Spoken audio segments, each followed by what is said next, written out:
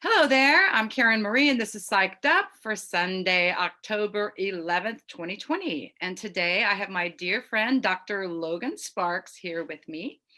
And I am so happy to have you here today. So just to give you guys an introduction about Logan. So Logan is a scholar and healer. And he got his undergrad in Spanish out of London. And then he got his master's in the School of Oriental and African Studies at the University of London, and then got his PhD from the Department of Cultural Studies from Tilburg in the Netherlands. Is that correct? That is correct. Okay. Master's in Religion, PhD in Culture Studies, and Logan has taught in universities all over the world and also is an accomplished healer. So Logan and I met, about 6 years ago. And I knew you from the moment I thought you definitely past life connections coming back. And what's interesting about you, Logan, to me, is that most people that I encounter that have a strong developed intellect or mind, as a PhD will have, are kind of out of balance in terms of their own personal intuition. And you have one of the most strong intuitions of anyone I've ever met. And so I love that you're fully developed and balanced on both sides. You have a strongly developed intuition side and a very strongly developed intellect side. And it's just a beautiful combo deal. Yeah, So, yeah. All right. So one of the fabulous things I've gotten to do with you that you facilitate is something called Family Constellations, correct? Yeah. So I want you, in your words, to explain, describe what is that, and tell us a little bit about that. Good. Yeah. Well, a lot of people have trouble describing it, and it's something that a lot of people say they don't really understand until they try it. However, we have to be able to explain it, right? To some degree. It's also a process that uses a lot of intuition, which is why it's hard for people to understand. Mm-hmm. So in a family constellation, we're looking to resolve a problem that you have or show you potential steps forward through a type of representation that to some people looks like drama therapy, but it's very different. And drama therapy is wonderful, but it's important to make the distinction because in a family constellation, we will constellate. So a story will appear, much like when you see a constellation, it's like a story appearing in the sky. Okay. So how do we do that? Well, you bring a difficulty you have or a challenge you have, and we call them family constellations because we're pretty likely to look at them through the lens of your family, at least to start with. Because everybody knows that most of our psychology and the way we're built, because our families give us our body, but they also develop our emotions and our psyche and all of that. And so what happens is that we set up an arrangement where there will be different people there, and they're going to represent different elements of what's going on with you. It could be like your relationship to your parents and your relationship to your job, let's say. And so we'll ask people in the workshop to represent, mom, dad, job, maybe something else. And then where the intuition comes in, and it's something that, like your show tells everybody, it's something that anybody can do. So it doesn't take any special training. What you do is people will start, once they begin to be asked, like, will you be the mother? Will you be the father? They begin to intuitively have sensations. And we work from there. So there will be body movements, there will be reconfigurations, and hopefully by the time the process is over, you've had a major insight. So it's something that was developed by a man in Germany named Bert Hellinger. Bert Hellinger had actually been a missionary in South Africa. He started out as a Catholic priest. And when he was working with the Zulu, he started having insights about the nature of family. Because we know that Africans traditionally place a lot of emphasis on ancestry and family roles. So then he went back after he learned from observing that, he went back to Europe and became a therapist and started learning other things, Gestalt, other therapies. And he started developing ideas about orders and how we have an order of love. that flows from grandparents to parents to children, and that affects our whole life. How we Or relate, doesn't flow from grandparents to parents. or it doesn't. And Right. if it isn't flowing, you probably will be showing up to a workshop asking for help about something Right. that you probably don't know a lot of times has to do with your family and ancestry. Right. And what we do is basically by bringing those representations forward and not letting you control it, but putting it in somebody else's hands. Oh, this is what I feel like in your situation. This is what I feel like when I represent your mom. That what happens is you're going to get a picture, I talk about it like it's like a living map. Right. Like a It's really, three-dimensional, yeah. yeah. It kind of like comes to life in the group. Yeah. It slowly comes to life and you'll start going, aha, of course my grandmother walked away from my grandfather. Mm-hmm. For example, one of the first times I did it, most people of my age, like their grandparents in the 40s, 50s, 60s, were not divorced. That's a little unusual. And I was living in Turkey years ago where there's a lot of constellation work going on. Also a country where very rarely do people's grandparents divorce. And people were representing, and one person, just my grandmother, just really was angry at my grandfather and wanted to walk away. And it was clear it was a divorce from the way the intuition of the people flowed in the constellation. And so from there, then somebody that's working with you can say, hey, how do you integrate that in your life? And how does that, and so it's really powerful just because it's just not, I don't want to say that talk therapy is not good. I'm very into that too. Right. But it gets you into your body. And a lot of us are stuck in our heads. Right. And we have like solutions in our minds that are not working. So we need to go somewhere else to get our answers. I have done buttloads of therapy of all kinds of dimensionalities and all kinds of modalities. And the work I've done with you has just been phenomenal in bringing like deep level insights. I think one of the first constellations I did with you was around some relationship drama and I didn't know what was going on, and just asking people to represent my father, my mother, these people that I was in a relationship with. And then you sit back and watch. You're not even really involved in Exactly. constellation like everybody else is doing. And for them to have no information at all about your relationship with your mother or with your father or with these people or whatever, and then have this this stuff acting out or what, it was just mind-blowing to me. And I think even the people that participated were surprised that it was so easy for them to slip into these roles they did not know. So there's a very mystical, magical piece involved. Like, yeah. And you'll get a lot of confirmation back and forth. Mm-hmm. So it's like, somebody's grandmother walks away from the grandfather, and it's always been painful for you that your grandparents were divorced. And so you're able to say, by the way, I know that you don't know my grandmother, but she did walk away from my grandfather. She literally picked up and walked away. Right. Because they may turn their back on a constellation and just Yeah.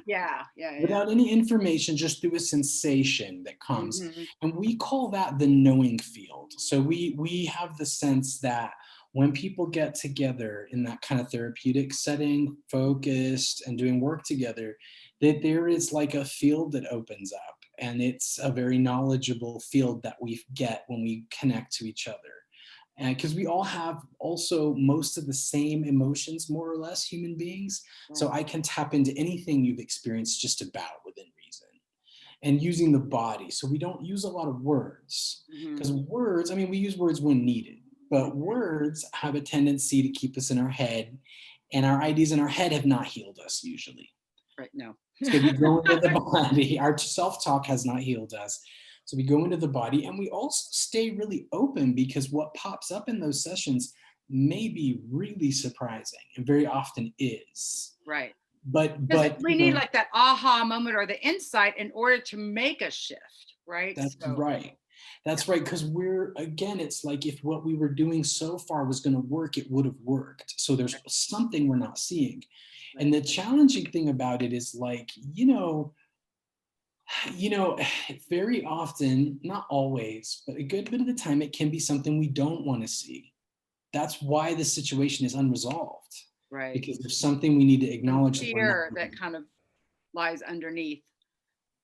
Yeah. that we push some types of information away that we don't want. And when we see it in the field, what happens a lot of times to me is I go, okay, I Mm, knew this, right. And so but how did you know that? Is that you're just sort of getting the download intuitively as you're watching this go down, or well, there's that. As the facilitator, I right, might know it. Yeah, I might right, feel it from the time I start speaking with the client. right. But I also mean when I'm doing my therapeutic work, Okay. that I see something that deep down inside I knew Mm-hmm. was the case. Right. Like, that a relative of mine basically has not really cared that much about me. And Mhm. that's a little hard, but once you get a little more advanced in it, you get a little thicker skin and you go, okay, well, that strengthens me because seeing something that deep down you knew Mhm. that pops up in the constellation again without anybody knowing anything about you kind of confirms like, okay, I do need to acknowledge this. And then what And happens, validates your own internal voice too, like your it own validates your intuition. intuition, because a lot of times your intuition has already been telling you this. Right. But also what it does is there's a moment where you accept reality in a way that strengthens you. And you realize that fantasy and denial of reality is going to weaken you. And when that finally hits you, you're like, okay, you know I'm Right. going to see this. So I mean, it's intense for some people, but usually I find a lot of times at first it's more gentle. Then as you go deeper with it, if you choose to, it can get a little more intense and you can see things that you're like, ooh, all right. I always heard that grandpa killed somebody, but I hoped it wasn't true, but it sure looks like it. Right. Right. Yeah. Which is just a soul truth. You don't even have to worry that much about how literal it is, but there's a sense of something and it shows up and you integrate Yeah. it. And now I've also done this constellation work just one-on-one with you as well. So there's a way to do that just in private sessions with you as well as these constellations. But you have a very, very cool opportunity coming up starting next Saturday. That's going to be a 6-week course, if you were, Right. 6 weeks of sessions around healing relationships. Correct? Tell everybody more about that. Well, so constellations are basically all about relationship healing, all different types of Isn't relationships. all healing really about relationship healing when you break Let's it take down? it to that next level. All Right. healing is really relationship because all humans are relational, whether they like it or not, Mhm. And in the pandemic, I think we're realizing that more and more because we took Right. it for granted, right? Right. So yeah, I'm going to be doing stuff focused around relationship in the widest sense. So people can bring concerns about romantic relationships. That is something I really like working on. Mhm. I really find that people's relationship with their families and their partners are pretty much it for a lot of their psyche. Like, if you're not doing well with your relatives or your loved ones or the person that you live with, that you're married to, I mean, you really almost can't be happy in most other areas when True. it's, and so I really love to just go in on that. And I Like feel what relationship in your life is presenting the most angst or problems, basically? Like, that yeah, kind of whatever a thing. comes to the surface the most. We want something really that's like juicy for you. Mhm. And so what we're going to do on Saturdays is we're going to learn a little bit of the principles behind this stuff. And this is online where anybody around the planet can hop on this. Anybody, yeah, absolutely anybody can. You can go to my group. We'll give that information out. I can tell you where to find the information. And it's And we're super affordable that you're offering this super at like affordable $15 a session. session. Yeah, and I'm even waiving it for anybody that really needs it. I just want it to some exposure of the methodology, of Yeah. the modality. Such a And powerful so, modality. yeah, and we'll learn a little bit about how it works. Then you'll start experimenting basically with listening to your body, because Mhm. your body will give you all these signals that's just ripe with tons of information Right. that you don't realize you have. Right. And what will happen is that you'll learn that, and then we'll move into constellating something for somebody in the group. Right. And we'll just like have a container. We'll be kind of meditating and things will just kind of come up. It's real spontaneous. And so it's really exciting, because you don't know what's going to happen, but Right. it's going to give you some kind of help or insight. Right, right, right. To me, it's like I just facilitated a past life regression yesterday, and it's the same thing. Like, it's going to be fabulous, but you don't have any idea what's going to come up in a session. And like, I don't know. I'm guiding the client back to tell me, coaching them through, and it's just like what the reveals are just super cool. But it's, it's a safe process. I haven't ever Mm. seen anybody freak out and go, I got to get out of here in the middle of one of your Right. constellations either. Right. And like even just little mini ones I've done with you, and people are like profoundly Yeah. hit with realizations. Like we just did like these tiny little exercises Right. at one Like a few weeks ago. recently, and oh yeah, it Right. was just like there was like what, 6 of 8 of us or whatever, we were just doing in twos and just doing a Mhm. real simple back and forth, didn't Yeah. even take that much time, and everybody in the group had a huge aha, a Yeah. realization. It was everybody was in tears having released something. It was so powerful. So Absolutely. yeah. Yeah. And it's, and those were little ones that we did on things like let the other person represent someone that you're having a difficulty with now. Let Right. them represent someone that you love. Let Right.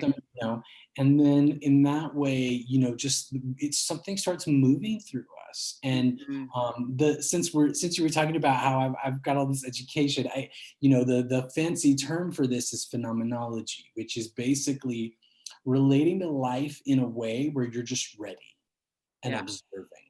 And I think that's really the key to intuition in general. It's like that blank slate ready for what's going to happen. Being open, and Yeah. to me it's also like a lot of times people are resistant to getting readings because they're afraid of what I What might could come tell forward. them. Yeah. And really most fears track down to the fear of death there, and like I never get people's when they're gonna die or when Right. when people are gonna be born either. To me there's a Right. mystical shroud that covers those things. I could tell if, ooh, this is a dangerous situation or not, but I have no idea when someone's going to pass. And the truth is, we're all going to die. That Right. like, are you going to Yeah. die? Yes. Can I tell you when? No. It's like, yeah, Right. mortality rate on this planet is 100. 100%. Yeah, we can Right. guarantee that yes, you will die. So just kind of like And even outing that basic primal fear. Oh, okay, right. I'm really interesting. here to channel something from my higher guides, activating your higher guides, and to give you a message that's going to be helpful, that you're Right. going to take away. And I found with your work is that there seems to be a fundamental shift and change. Like whatever gets exposed, you don't have to go back and rework that again. Like it's like It's just the seeing it pulling is out a tooth or something. That tooth is gone now. It's like right. yeah, Well, and it's interesting what you say about how like most anxiety and problems go back to a fear of death, yeah. Hmm. because that's very much a big part of how we look at things in Hmm. constellation. So we're always looking at a person's kind of, how would I put it? How a person is relating to life and death in any situation. And you can see it really clearly. If you go to a constellation and we have someone represented who's passed on, because we think that might be an element of the person's story that's an issue, Hmm. um, a suicide, you and I have worked on those things, anything like that. Right. What you can It was both immediately, my father and my grandmother, his mother committed suicide. So it was definitely a heavy karmic legacy, for ancestral you, legacy for me. And then I struggled with depression uh, and was hospitalized for depression when I was 20. So there that, right? download definitely was coming. And what was, I worked through a lot of stuff around my father, but my grandmother, he didn't even know because she committed suicide when he was an infant. So I Right. had no information about her. And so that was like astounding to me, was that information was coming out in the constellation about my grandmother, which I had no information about. So it was very That's right. powerful, and like, oh, it could see where her grief had come from, and the trickle down to me. Yeah. That's right. And you notice that in the work that we did, we looked at your relationship to death and we looked at your relationship to life in the same one. Right. So I can always see, once I see that formation develop in front of me as a facilitator, I can see, is someone wanting to go down and be with the dead? Right. Depression is very often a draw to the dead. It's like a loyalty to the dead. They suffered, Right. so I shouldn't be happy. So a Right. lot of what we're doing in constellations is we're checking out, who are you loyal to? Right. Because you think that you don't love them if you're more happy than them. It Mm. sounds weird, but Right. I think almost everybody can identify with that. I will Right. see women, for example, if you put a line of women behind them, Hmm.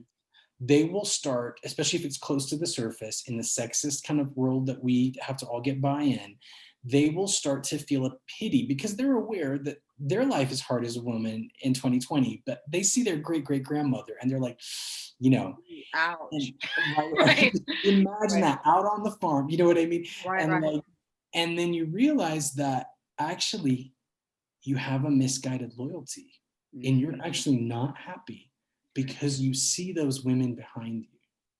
And so you get a chance to decide, is that really what's going to benefit your ancestors, is to see you go through the same things out of loyalty to them?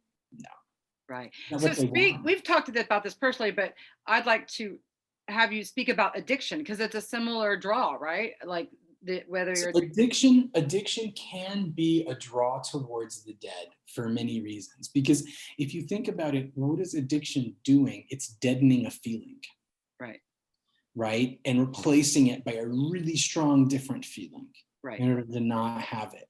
So if somebody comes to me with addiction, I mean, first of all, no judgment. So like right, constellation work doesn't really even have a morality as such. It's really right, just about seeing right, things as they are, not commenting on them too much. right. So if you've got an addiction, Which would be a great thing for all of us to be able to approach just in general life. just in No general, judgment. yeah, Right. yeah, phenomenology, just see things as they are, right? No judgment. But yeah, so it's very much like kind of, where is the pain, and seeing it in front of you. So where is the pain that you're covering with the addiction? Mhm. We're actually going to constellate it. You're actually going to see somebody Right. represent that feeling you have. That it's kind of like, to use like the psychoanalysis language, it's like taking your unconscious or your subconscious, and to some degree you're putting it out in front of you Right. and making it so that you can see it.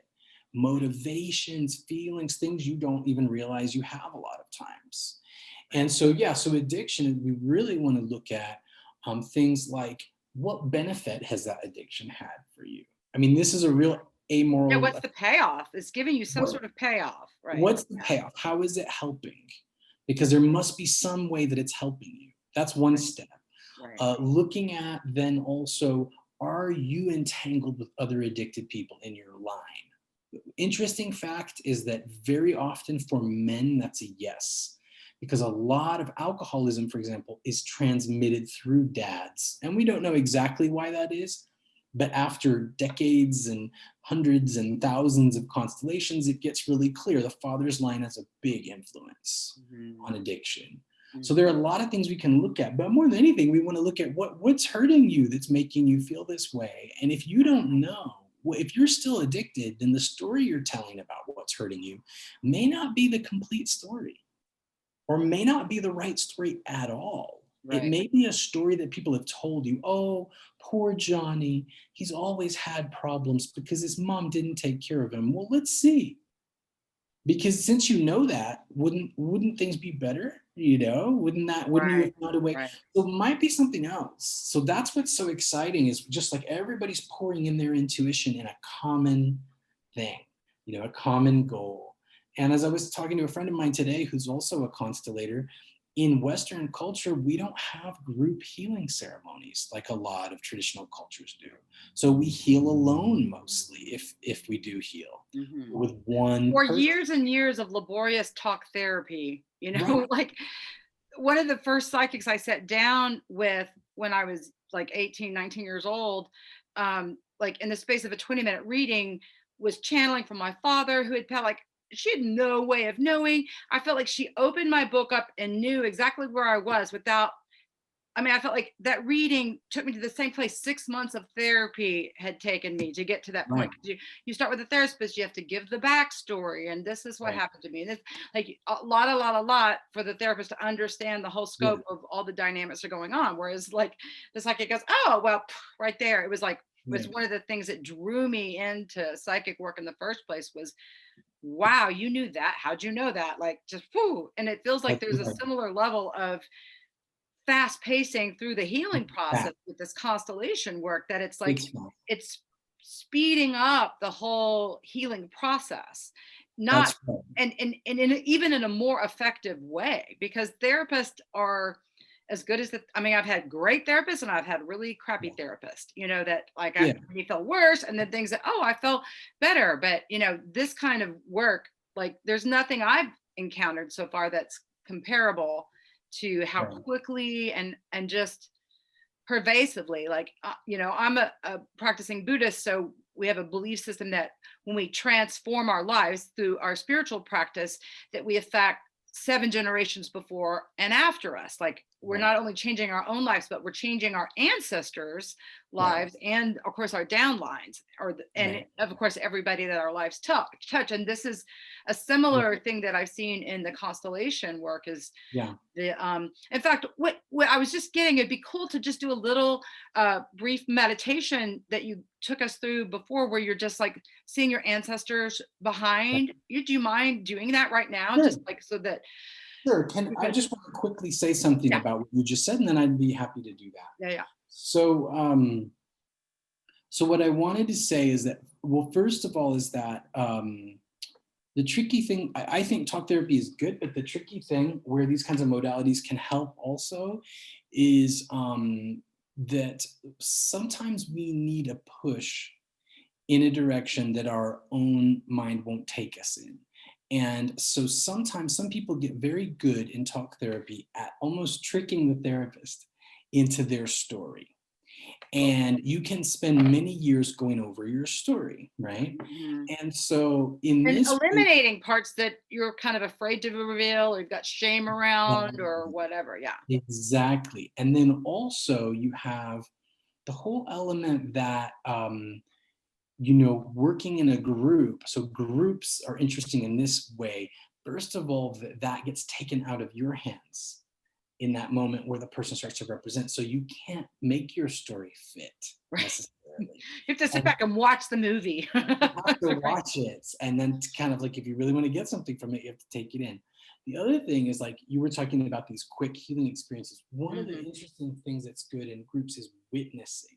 That's really powerful. When you're in front of a group of 20 people, and a lot of people are scared of this. They think, well, I don't want all these people to know my story. Right. Actually, the people in the group don't have to know anything about your story. There Right. are ways to do it that are totally anonymous. Right. But once you have this big shift where you realize what's been causing you a problem, you have 15, 20 people sitting there with you going, congratulations. And they've all held space for you. They've even been your grandmother. They've been the anger you have. And it's just like, it's so powerful to have that witness. It reminds me of a birth experience. I had 5 of my 6 children at home with home births. And to me, the energy of being in your own home space and having people come to you, and there's like, it's one of the most magical things on the planet is to witness the birth of a human being, and everyone in the room is touched by the experience. Like, whatever role you're playing, it's just like it's going to leave you changed, right? And it's very similar, I think, because there is something being reborn. That's right. And it is almost like a rebirth. You can definitely walk out of some constellations. You'll always have an insight, but some of them do feel like rebirths. Right. Where like your whole person feels different. And then everybody else starts to reverberate with that. And that's like, it really becomes a group healing for everybody, not just. Oh yeah. I mean, I've been a participant in someone else's constellation where everybody in the group is crying and sobbing. Yeah. It's like they're witnessing and holding the space for this one person, but like everybody gets something that's related to themselves as well out of it, which is also an interesting facet. Like you can have your own ahas out of someone else, just participating in someone else's constellation. Yeah, exactly. Yeah. So there's always a benefit because there's always something in it that you identify with to some degree when you're watching, because everybody's felt everyone else's emotions. So So well, let's do, like you said, let's do a little meditation. What I'd like to just say about this is that what we're going to do is a remedy for disconnection. And that's what I think basically my work is. I've traveled all over the world and I've seen different cultures be disconnected to different degrees. And the United States in particular is very disconnected. And so one of the right now. Yeah, it's a crisis of disconnection. And so what we're going to do is seems very small, but let's take it as a profound reconnection, because that's where we get our strength from. And let's kind of rework our worldview a little bit through these experiences. Yes, let's. So we're going to make it real simple. Let's just hold space for just a minute to let the mind clear. And I'd especially like to ask people following along to feel their feet. Feel their feet and start feeling presence of your body, which is itself a gift from your ancestors. And they in turn are a gift from the earth. So that's a complete circle from your feet to the ground, back to the earth that produced your ancestors, the ancestors that produced you and your body. Just take a minute to be willing to choose to be at peace with your ancestors. And to whatever degree you can, because everybody's in a different place about this, to accept the power of life that came through your parents, who are the children of your ancestors. So in doing that, let's go ahead and imagine our parents behind us. And as you do that, really feel, you see your mom, you see your father, and keep in mind you don't have to know them, because genetically they're you. There is no possibility of disconnection. So whatever relationship you have with them, it's unavoidable. And they are there, and whatever mistakes they may have made, they're your link to being human. So even if you don't know them, just imagine some figure.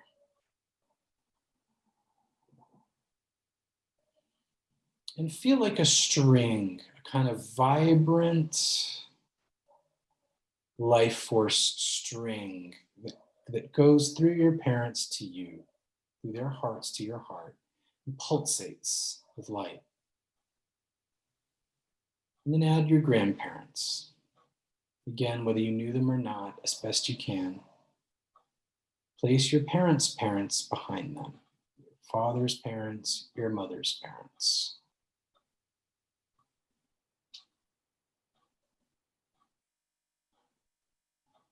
And then place your great-grandparents.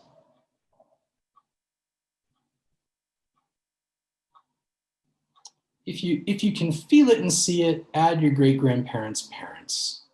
It should just look like an expanding group of people behind you. No need to get too caught up in what it looks like. And just let that group of people get bigger and bigger and bigger, and feel how that link goes back and back and back and back and back.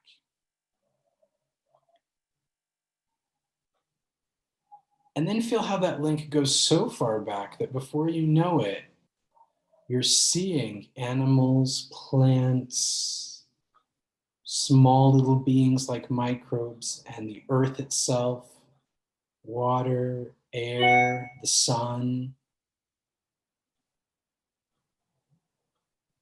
So earth, fire, air, water. And then just notice how all of that becomes like a funnel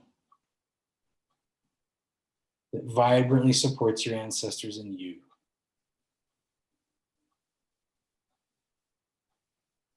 And feel what it means to be fully, undividedly connected.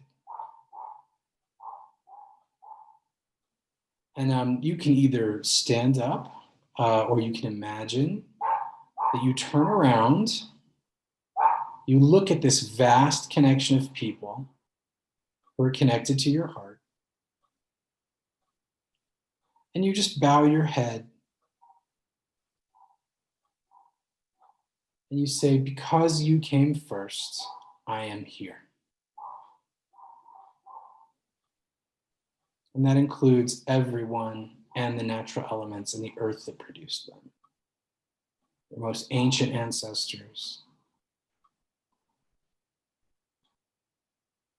And just notice how you feel. Are there any people that you're drawn to, any people that you're put off by? That can happen too. Are you able to look at your parents? Are you able to acknowledge them, or is that hard? How does the earth feel under your feet now that you've maybe for the first time in your life acknowledged where you come from?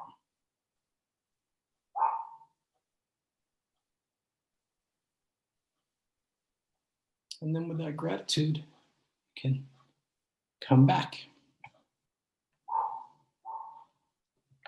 Awesome. Cool. Yeah.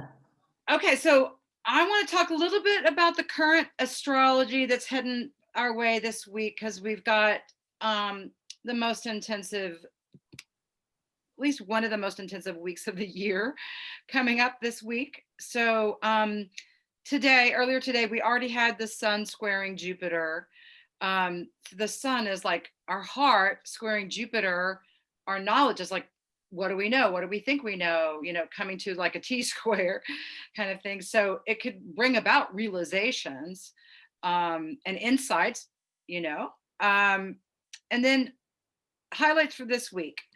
We have Black Lilith, which represents our fears at 29 degrees Aries, and that'll stay at 29 degrees all week long. So any planet, any transit that's at 29 degrees of the sign is like, it's like where you take your final exams for the lessons that have been learned. So Black Lilith has been going through Aries, which is a lot about our sense of self and what we feel about ourselves. And Black Lilith is our deepest fears we've brought forth from past lives, from our ancestors that may not even be our own that we inhabit. So fears can be heightened and brought to ahead this week. But it's an opportunity to see the fears and then release them as well. So it can be a beautiful release week around things that we've been afraid of, or things we've been avoiding seeing because we've been afraid. Also on Tuesday, we will have Mercury going retrograde. So Mercury rules our head. It also rules our communication, transportation, technology, communications in general. And so it's classic Mercury retrograde things that the check gets lost in the mail. I sent you that email. What? You didn't get it? Misunderstandings in text or communications, like fallouts within relationships happen a lot with Mercury retrograde because communications break down. Your car can break down, your phone can break down, your computer can break down, your travel plans get shifted or altered or changed.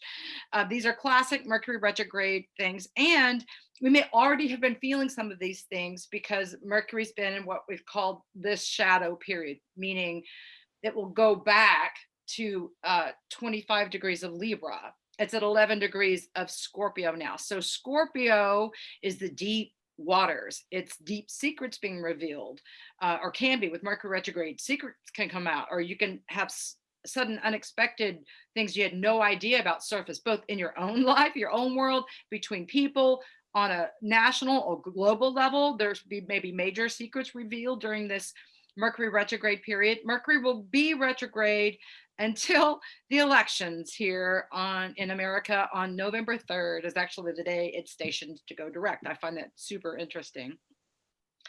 So it's just kind of heads up, like, don't take it all so personally, but also it's a wonderful opportunity to dig deep and do healing work. Like, how do you communicate with yourself, for example? Like, what is that inner self-talk?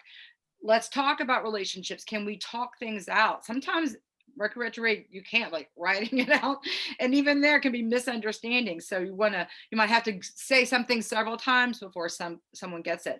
Also on Tuesday, the sun opposes Mars. So again, our heart, Mars is the god of war.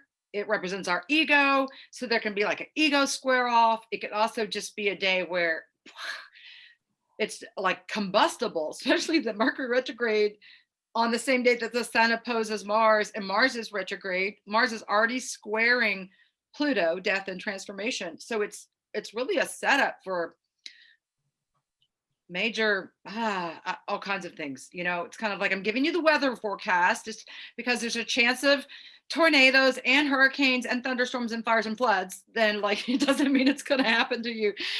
But also, again, knowing that there's really gnarly astrological transits can help you not take things so personally, or just go, maybe this won't be the week that I try to talk to my boss about getting a raise or whatever. It's like, take that into account. On Thursday, we have the sun squaring Pluto. Pluto is death and transformation. Mars is already squaring it on the other side. So we have Mars and Pluto squaring and the sun squaring Pluto. It can really be warring. It can be, deaths as well, because Pluto can be the end of something. People may get that decision. I am done with this relationship. I am done with this job. There's no more.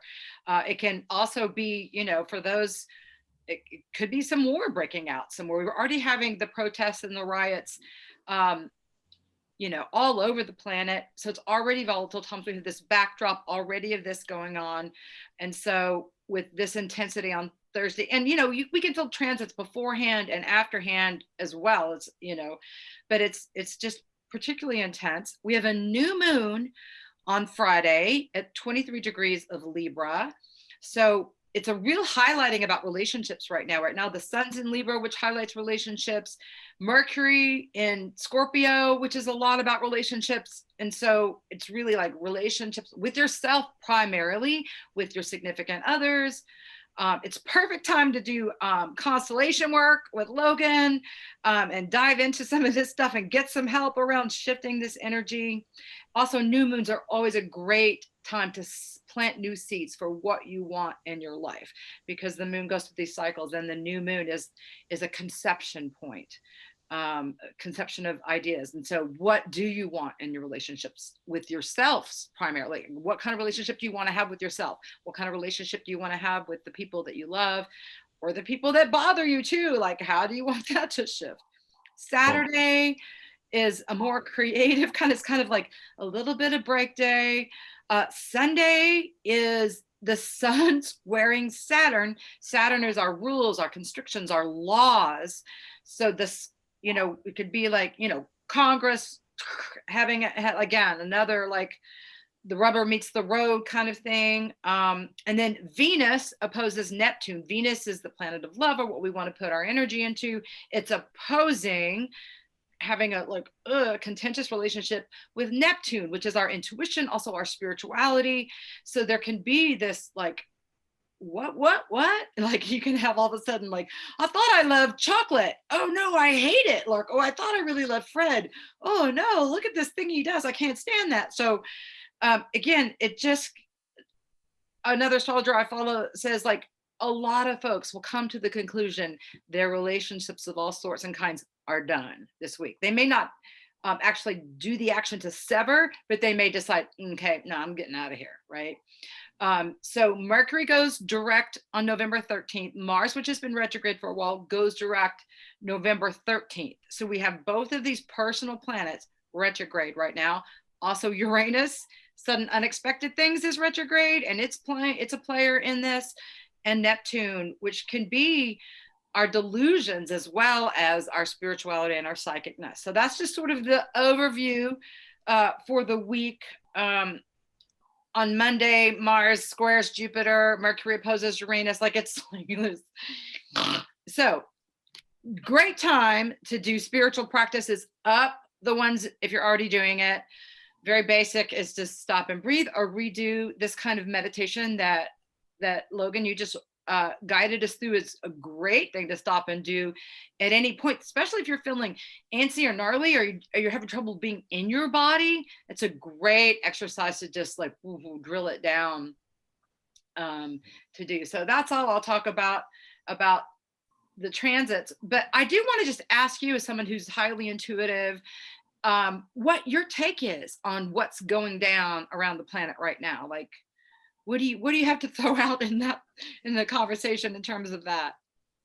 Yeah, well, I will be honest. I don't want to put a coating of love and light on it. I do think there are some inevitable, really, really big changes coming and challenges, and that are particularly in the United States. And those kinds of changes always reverberate because there's so much media coming out of the United States. So it's a good place for us to learn our lessons. And media is another thing that can be jacked around with Mercury retrograde too. Mercury, for sure. Yeah. So I would say, you know, in the coming period we're going into, speaking of intuition, it's a really good time because there were so many things pending, let's say, to be very carefully listening to your intuition, not your fear, and learning to see the difference between that, because intuition will often speak to you even about a danger with clarity. I tend to find, for example, it's good to listen to when you're centering in your body and feeling your intuition, go more to your heart rather than to your gut. Your gut feelings can also be true, but your heart will expand or close depending on a situation. And I would say we need to listen really carefully. If you find yourself seeing, you know, that you've made a plan and you don't want to do it for some reason, honor that. Because I do think, and I think a lot of what's happening right now, and it's always a challenge for humanity, but especially those of us in places like the United States, Northern Europe, is that we're being challenged on that disconnection we feel. You know, I think the coronavirus has challenged us to see whether we can honor other people in the way that we live.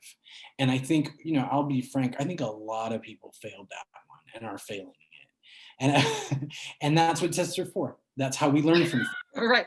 That's how you know that you need to retake that class. That you need to retake that class. You know, that we haven't, especially in places like the US. I'm in Mexico right now. People seem a lot more careful. And in this culture, people look at community as more important a lot of times. And so that reconnection piece, we need it really badly. We need empathy and reconnection really badly. We have centuries of being taught, for example, that we're separate from nature and that we're separate from each other. And all of that biologically is a fantasy we project onto life. You know, I can't, you know, you and I can't sit in the same room breathing without biologically being connected to each other. Right. So I see all this, you know, and I don't want to be doomsday, but I think there are more challenges coming. And so I say, you know, the solution for most challenges is actually connection and solidarity with other people. You know, that's mainly it. And that's why I do constellation work, especially when I do it in the United States. I want this isolated society to reconnect. And it works little by little. So yeah, so I'm not surprised by what you say. People are not only not connected with their parents or grandparents or extended family, they're not even connected with themselves. Which is inevitable. Yeah. Because connection, just those things, those disconnections happen everywhere and they bounce all over each other. So if you're disconnected from your roots, yeah, you're disconnected from yourself. Yeah. I mean, just speaking to my own, like coming out of my father's suicide when I was 15 years old, I was, you know, what would now be labeled as PTSD. I was just in shock and numb and I wasn't in my body. And I was asking, why am I here? And what's my life about? Like, because my whole world had been blown to sky high. And we're kind of Disney programmed to believe that the purpose on life on this planet is to find your one significant other person and match up and live happily ever after and like, and amass as much money and property as you can. And like, that's sort of like, no, I mean, that can be part of the process, but we're here. And the way I understand it is to grow and evolve as souls and to reconnect. Because whatever, like, we don't get to take our toys, anything we've accumulated with us when we cross, but we do get to take however our soul has evolved and grown and transformed, that stays with us. And we get to come back in a more evolved place. I believe in past lives and future lives, and that there's a cycle that we continue to, much like the seasons that, you know, as Buddhists, we look at death as like a nap between lifetimes, you know, so that, you know, we just continue along at some point, hopefully evolving back into the divine. But any thoughts you have on that yourself? You mean in the big picture of what we're doing Yeah, here on yeah, this yeah, planet? yeah. Why are we here on this planet? Why did we come here, Well, Professor? you know, it's yeah, you know, I won't try to answer that totally, but I will say that, you know, not to be a broken record, but so much of how we grow, almost all of it is in relationship. And so what I think is in many ways we're here as mirrors to each other, Mm, and we also have to choose really consciously at some point in our life whether we're going to be pulled along by events or we're going to take a kind of a stance of personal, it's a little bit of a strong word, but purification I think is not a bad word, you know, where we're going to clear up what's fogging our lenses, let's say. right. And so as we do that, I think our life does have meaning, you know, and Yeah. we do make a meaning in our life, and we clear what we need to clear when we heal our relationships. So I actually do think any type of healing work you do that heals relationships goes to the core of why you're here, I you know. love your point about that we're mirroring each other, because that was a huge, profound thing that I first learned in my Buddhist studies. Was I was taught that your environment is a reflection of yourself. You know, we see in our environment a reflection of ourselves, good and bad, and we can blame other people who haven't looked within. Will often find their negative things and point them out in other people. Right? I see that the more work that people have done with their healing, with their personal transformation, the more quickly they'll own their own part, or like, what part of this has to do with me, instead of like, oh, it's just this a-hole over here, and it's just this Right, biatch over here. You know, it's like, right, right, right. well, what are they reflecting? Like, Why what's do you have those experiences and somebody else doesn't? There are a lot of angles you right, could look at it from. right, right, With the right. work I do, a lot of it, we're looking at what are the patterns passed down to you. But there are a lot of ways to look at it. Yeah, The only other thing I would add also is just also the place of not knowing is really powerful. You know, that like we're talking about that emergence of knowing that mm, comes in a vacuum. There was mhm, a famous English mystic, I think it was Julian of Norwich. She was lived in a monastery centuries ago, and she wrote a book called The Cloud of Unknowing. mm, And she mhm, talked about like merging with that cloud of unknowing. And mhm, so like we need some information, we need some ideas about why we're here, because if we don't have those we get real lost, right? We get right, really, but we also need this openness to just like what's going to happen next, you know. mhm, And I think that you want to also leave a space in your incarnation in this world for a right, lot of exciting like not knowing and right, being ready, you know, ready. right. Right.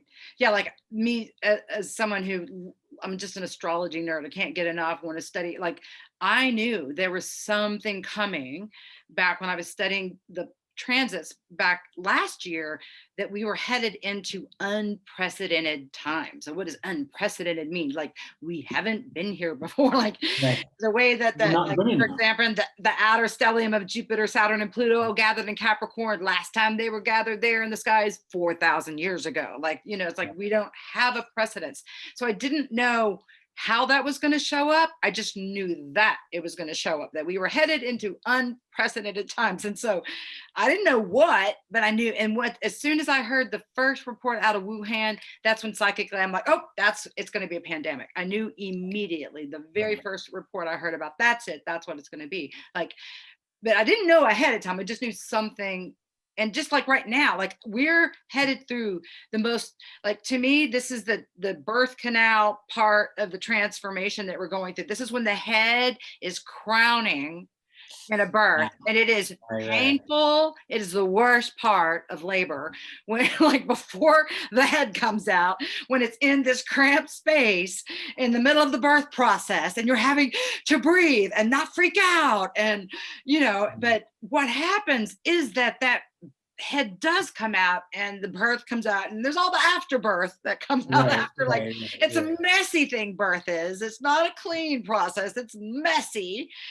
But then you have That's this the beginning. beautiful new thing that comes out. So that's what I feel, bottom line, is that 2020 is a rebirth, and that we're going through the birth canal right now. This is the most intensive part of it. And by the middle of January, the planets have switched up enough to where some of this intensity has been left out. Like, okay, the new baby will be born in some form or fashion.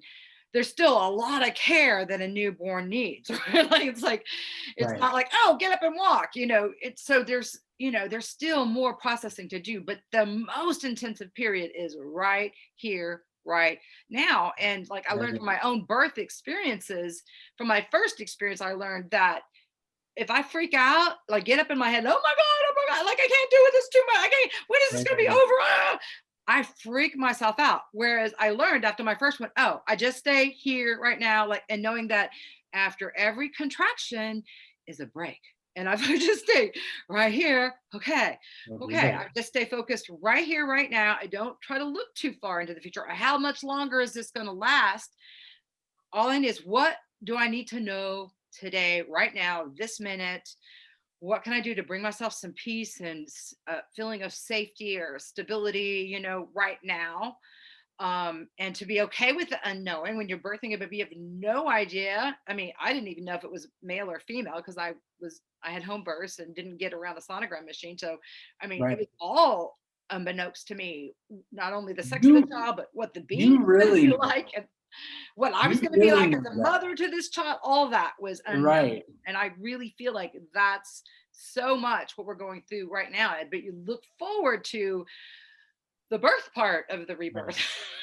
And that's a beautiful metaphor. Like, you know this very well, what I'm talking about. This readiness for Six what's next. babies, yeah. Yeah, yeah. And if, and the same goes with doing constellation work. If you come into doing it, you need to be ready to birth something that may not look like what you expect. And that's more powerful. And there's a lot of power in embracing that. There's a power in giving birth if you embrace what it's going to be. I Absolutely. have a friend who comes from a long line of women in Eastern Europe who were taught to experience birth as blissful, which is beautiful. I mean, I wish she would share more of that. It's an amazing, that it's really, I mean, the idea that no matter how many tremors shake us, it's what's about to come is what we have to be present for.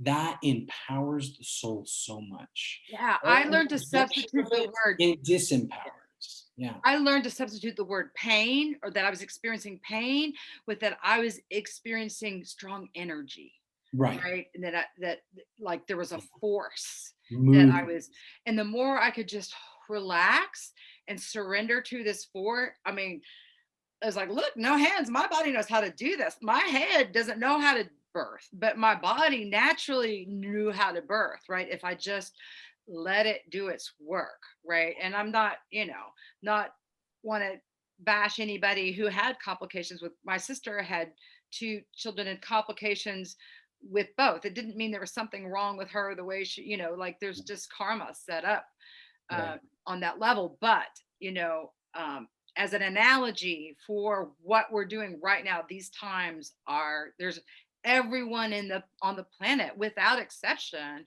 is being affected by these times. Like there's not a single person that's not affected right now on the globe by what's going on. Even if you're not personally affected, you're affected by the collective, right?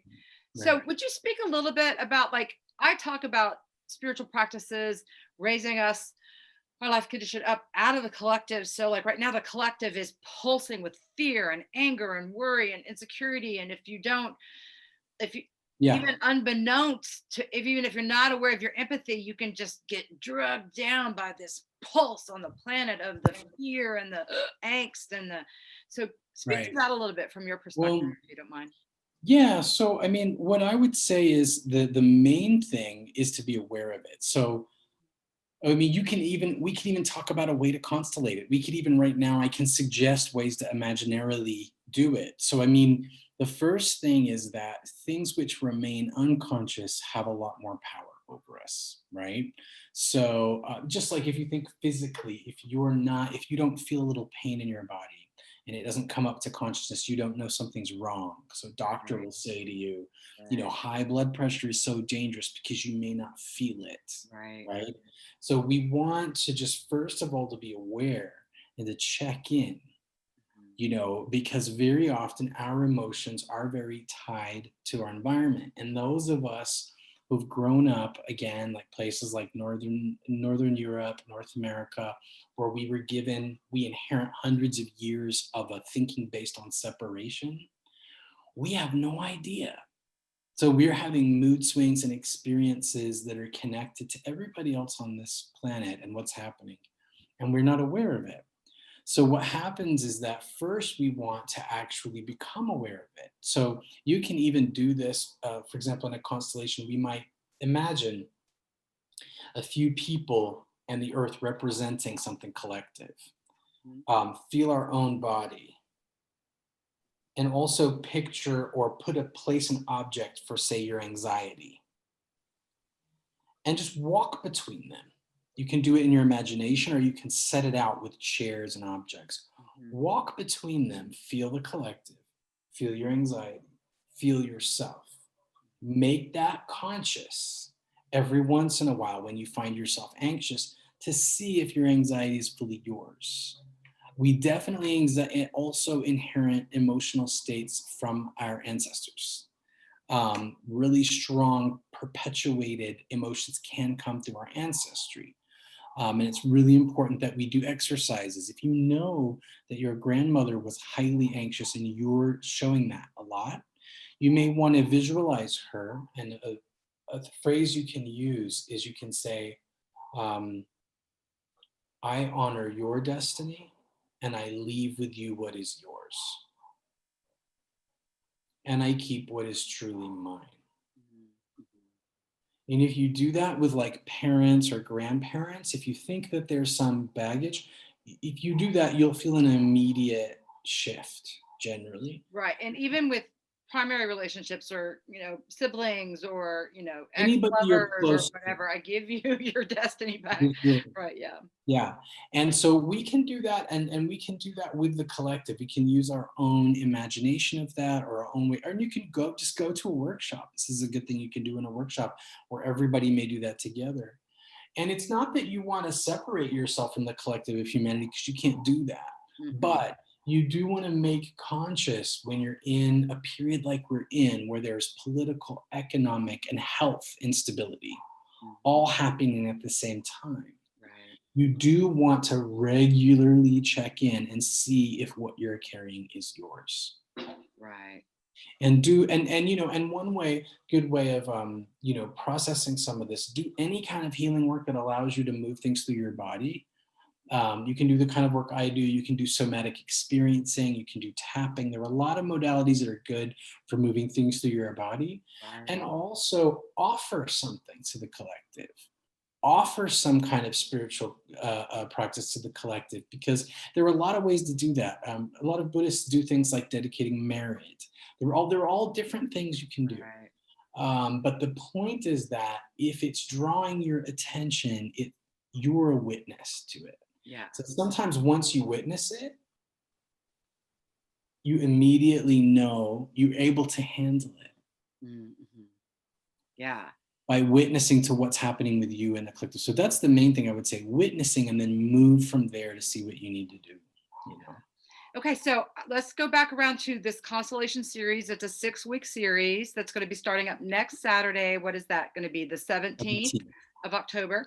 Okay, so there's 2 different groups you have on Facebook that people can contact you through. One is Sparks Systemic Solutions. Is that correct? So that's Sparks, right. As in Dr. Logan Sparks, Sparks, Systemic Solutions, and that's your page. And then there's a group that's the Constellation Circle as well, right. And they can contact you through either one of those, correct? And you're also available for private sessions with people if they want to work directly with you, just one-on-one. And I think your private sessions are also really affordable, and you're willing to do a sliding scale for that as well. I understand your ranges from $80 to $120, and work with people in that range. But this constellation's at $15 a week is an amazing price for the Right. profound healing that, and like you said, that, you know, if that's a financial obstacle for you, like, just talk to Logan about that. Is there anything else that you wanted to add here at the end? And I'll make sure and write those things underneath here in the comments, or underneath the video, to let people know. Yeah, I'm starting to take on more one-on-one clients, and so I'm open to not a lot more, but a few more one-on-one clients than I have. I mean, I'm a little selective. I want to make sure that we're on the same wavelength, Right, because I like people to work for me for a while. right. And so the only thing to say is that although it's really powerful to do this work in person, it's definitely possible to do it online. And the difference with doing it one-on-one, which is kind of nice, is that you just get a lot more individual attention in your process. Right. So Yeah. rather than you coming, doing one intense experience and then sitting with it and processing it on your own, with this kind of one-on-one work, I'm able to really sit with you, and we can keep tweaking and tweaking Yeah. and yeah. Well, and I have to confess that you're my number one go-to personally. You know, you've come to me for readings. I love that we have this like Yeah. ebb and flow of being able to like give each other insight, and like, Right. okay, I need your insight right now, or like vice versa. It's such a beautiful relationship, and I love you so dearly, Logan, and I Yeah. I really love you too. appreciate the work that you're doing on the planet, and just the presence that you bring to the planet, and, you know, your wisdom and your insight and your willingness to help other people and just feel called, because I feel like it's time for all hands to be on deck right now, for people that are new, know they come in here to help and heal. Like, I feel like I knew that as a small person, that I was supposed to be Yeah. helping people in some way. You know, the term light workers, or, you know, there's other words that are like equivalent to that same thing. Like, it's time now. It's go time. Like, Right. because we're affecting everybody regardless if we're Yeah. conscious or not. Like, if you're in a state of anger and you're just complaining and putting that, then you're affecting everybody in your world in a negative way. And if you at least can rise above your own angst, you're at least putting out a more tranquil vibe out into the planet. And if you can get into a place where you're clear enough to give insight to others and help other people heal, then it's like we're raising each other up in such a powerful way, which is so needed right now on the planet. So Absolutely. And I just want to underline that part you said there about how choosing what you contribute, because this is where we can be really empowered. And this is really important, because a lot of people are feeling disempowered by news, right? They're feeling disempowered by what they're seeing. And that is the worst direction to go into, because it has the effect of continuing the process. So right, the and feeling more helpless and hopeless, which takes exactly. you into depression and Exactly. And anxiety and so addiction. And and, yeah, and and I think the powers that be that want to manipulate us really love that. You know, the more bad news they give us, the more disempowered we feel. absolutely.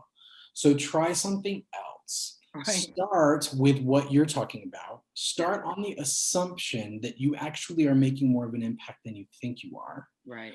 and start proactively. I was listening to Winona LaDuke, so we didn't go into this so far, but I work exclusively with Native American undergrad students doing social science.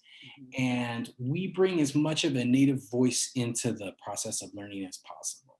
Winona LaDuke, or anybody who doesn't know, she has been an amazing activist working for the preservation of a good relationship with the land in the United States and Canada since she was like a kid. She was at the United Nations when she was 18, I think, giving a talk Oh, on wow. environmental, and she's amazing. And one thing that she says, she's got degrees from Harvard and Yale, but she's real kind of down home Minnesota accent Native woman. And she's like, guys, she's like, she just says, you can only think so much about these things, and then you need to start doing.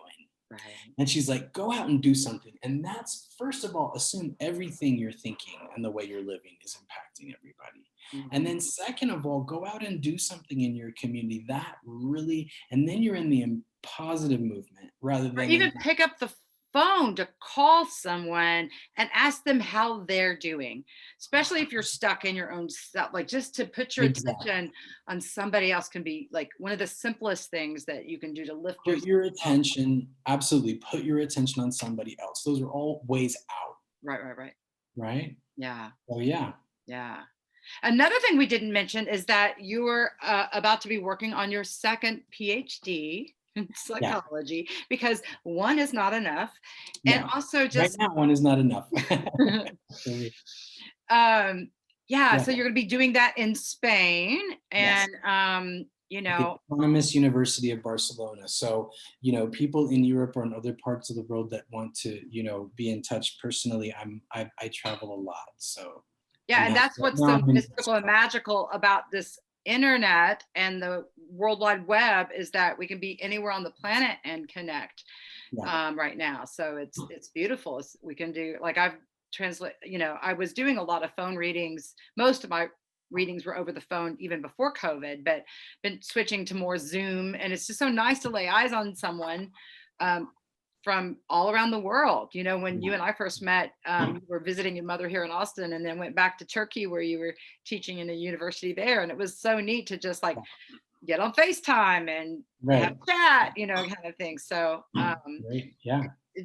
we're on a very small planet when you think about it. We're Yeah. all connected, and there's been all this divisiveness and drawing of boundaries, and it's us versus them. And no, we're all on this planet together. And I really see that we're moving into a global vision Even in more the connection. future. Like, Yeah. that's the way we're headed in this.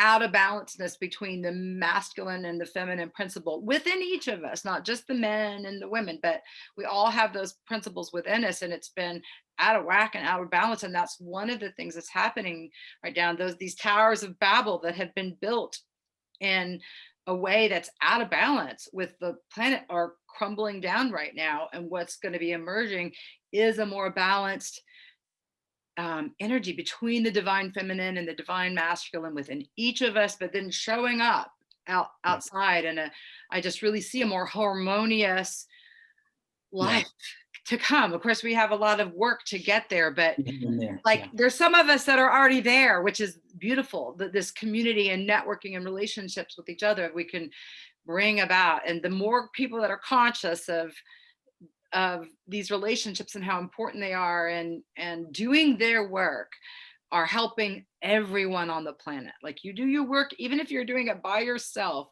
the Yeah. vibes and the energies you're putting out there helps everyone on the planet. So Yeah. Absolutely. yeah. Yeah. Well, it's been great talking to you. Oh, I've so enjoyed lovely. it a lot, as Always. always. Yeah, for sure. We can talk forever, but I think it's a good place to close it. Yeah. And I'll just end it by saying peace, right? Yeah. More of Okay. that, please. Talk to you soon, dear. Bye bye. Bye.